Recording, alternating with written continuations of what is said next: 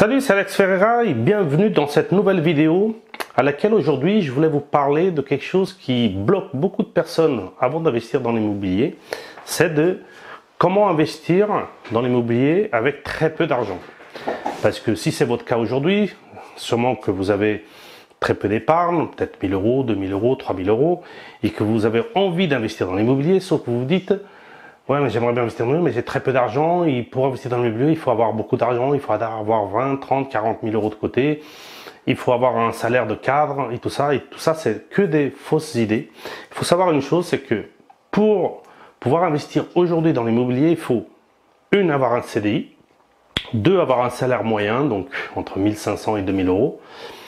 Trois, quelque chose qui est important, d'avoir une situation saine financièrement, c'est-à-dire de ne pas être à découvert et de ne pas avoir un fichier Banque de France, d'accord? Et après, vous pourrez peut-être avoir qu'un tout petit peu d'apport, un petit peu d'épargne, 1000, 2000, 3000 euros.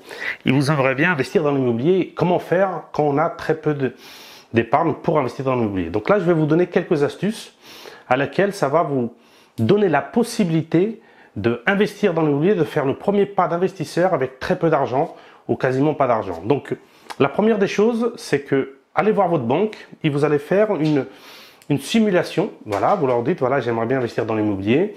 Regardez mes revenus et je voudrais savoir ma capacité d'emprunt pour investir, en sachant que vous lui dites à votre banquier que minimum que le loyer va payer le crédit et les charges, voire plus, mais au moins minimum ça va s'autofinancer et la simulation qu'il puisse vous faire par rapport à cet futur investissement.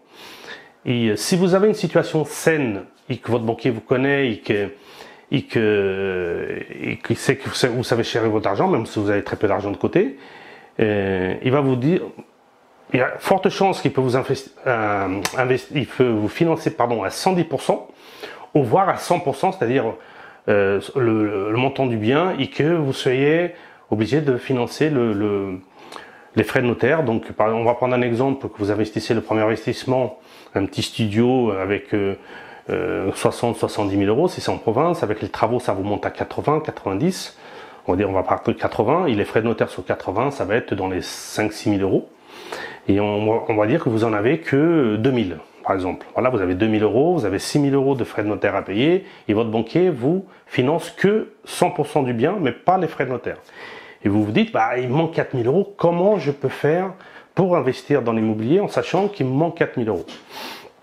Donc, une astuce que moi je l'ai utilisée aussi, tout au début quand j'avais très peu d'apport, très peu d'épargne pour investir et qu'il me manquait ce montant-là, il me manquait une partie du montant de l'épargne, montant de l'apport pour pouvoir investir.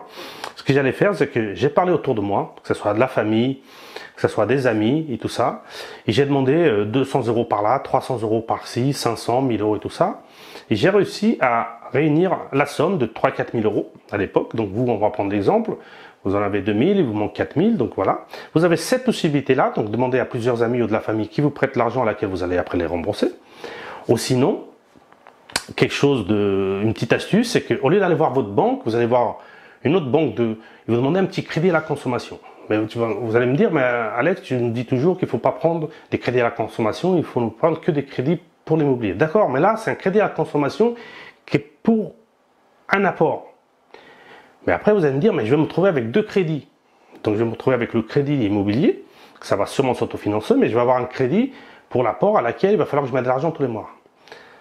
Ça, c'était s'il n'y avait pas une autre astuce derrière pour pouvoir rembourser ce crédit. Donc, on va revenir à un autre cas, un autre exemple. Vous achetez 80 000 euros et vous avez 6 000 euros de frais de notaire et que vous avez que 2000, donc il faut emprunter 4000, soit les amis et la famille. Donc, soit vous empruntez les 4 000 euros sur un crédit à la consommation, vous mettez sur 3-4 ans, par exemple, mais vous n'allez pas avoir le crédit pendant 3-4 ans, vous allez avoir que très peu de mois là. Donc, vous faites ça, vous faites votre investissement immobilier, sauf qu'après, quand vous allez voir avec, excusez-moi, il y a le téléphone qui sonne là, donc quand vous allez voir après coupez, et quand vous, coupez, Fernando. Excusez-moi. Hein. Donc, quand vous allez, donc vous allez acheter votre bien, vous allez investir, et donc vous allez quand vous allez commencer à monter votre dossier de financement, vous allez dire à votre banquier que que vous voulez pas commencer tout de suite à payer le crédit, quand vous allez signer devant le notaire, vous voulez un décalage de 6 mois. On prend un exemple, votre crédit pour votre studio, il est de 400 euros par mois, par exemple, et votre loyer, il est de 500 euros, donc ça paye les charges et le crédit. Mais vous dites à votre banquier, non, moi je voudrais avoir un décalage de 6 mois avant de payer, avant de commencer à payer. Qu'est-ce qui va se passer? C'est que le fait de décaler de 6 mois, vous allez encaisser vos loyers sans payer votre crédit. Donc vous allez toucher 6 fois 500 euros. Donc ça fait 3000. Bon, vous aurez un peu de charge. Qu'est-ce que ça va permettre? Ça va permettre de récupérer une grosse partie des 4000 euros que vous avez empruntés. Par exemple, si c'est un crédit à la consommation ou vos amis, on va dire, voilà, des 3000, vous avez 300-400 euros de charge. Donc vous récupérez 2700 euros. Ces 2700 euros, vous allez récupérer, vous allez rembourser tout de suite le crédit à la consommation que vous avez fait pour votre apport, vous allez rembourser la famille, il va vous rester plus que 1300 euros. Ces 1300 euros qui va vous rester, vous ferez pendant quelques mois, soit vous trouvez un petit job des heures supplémentaires le week-end, chez McDo, chez d'autres, dans la restauration, dans n'importe quoi que vous pouvez faire, dans le jardinage, dans le bricolage. Vous trouvez quelques heures par semaine pendant quelques mois, juste à récupérer ces 1300 euros, et après ces 1300 euros, ça vous permettra de rembourser soit le crédit à la consommation, soit la famille ou les amis si c'est eux qui vous ont prêté.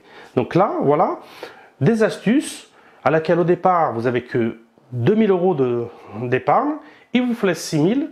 Donc là, vous avez récupéré une grosse partie des 4000 qui vous manquaient, une grosse partie par le décalage de l'amortissement du crédit, déjà, et une autre partie avec quelques heures supplémentaires pendant quelques mois, où vous êtes serré un peu plus la ceinture et tout ça.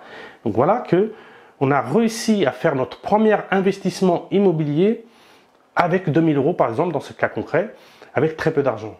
Et en gagnant, en ayant un CDI, en ayant un salaire moyen. Donc, vous voyez, cette idée de dire qu'il faut avoir beaucoup d'épargne, cette idée de dire qu'il faut gagner un salaire de cadre, ou qu'il faut ne sais pas quoi, tout ça c'est faux. Donc, avec des astuces, avec un peu de l'huile de coudre et tout ça, on arrive. Et c'est comme ça que moi j'ai réussi à faire mes premiers investissements. Moi, pour l'investissement, j'avais très peu d'épargne et tout ça. Et comme ça, je faisais comme ça, je rusais. Soit je demandais un petit peu à la famille, soit je demandais des petits crédits à la consommation. Et après, avec des astuces de décalage, comme je viens de parler, et en faisant quelques heures supplémentaires, j'ai réussi à rembourser. Et après, ça fait boule de neige. Et par exemple, on va dire que cet investissement, vous êtes formé pour le faire, ou que vous avez appris, vous savez, vous faites une bonne affaire et que le même crédit de 400 euros, vous n'avez pas un loyer de 500, mais vous avez un loyer de 650 par exemple.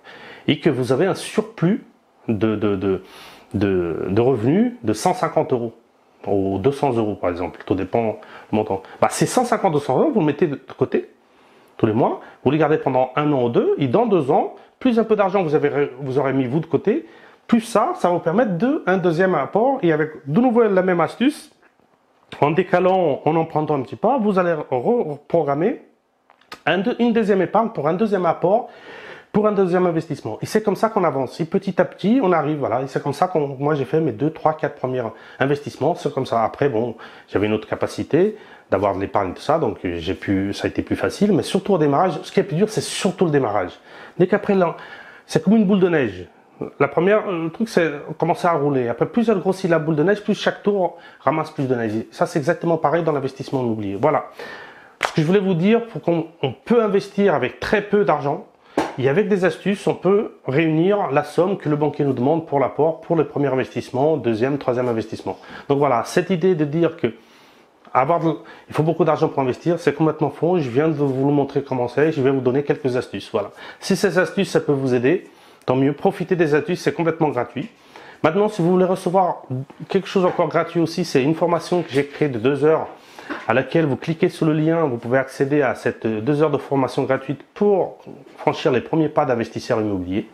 Abonnez-vous à la chaîne parce que je vais avoir des prochaines vidéos, comme ça vous permettra déjà de voir les vidéos qui sont déjà sur la chaîne et les prochaines vidéos avec encore d'autres astuces pour l'investissement immobilier. Donc je vous dis à la prochaine vidéo et n'oubliez pas, on investit ensemble. Ciao!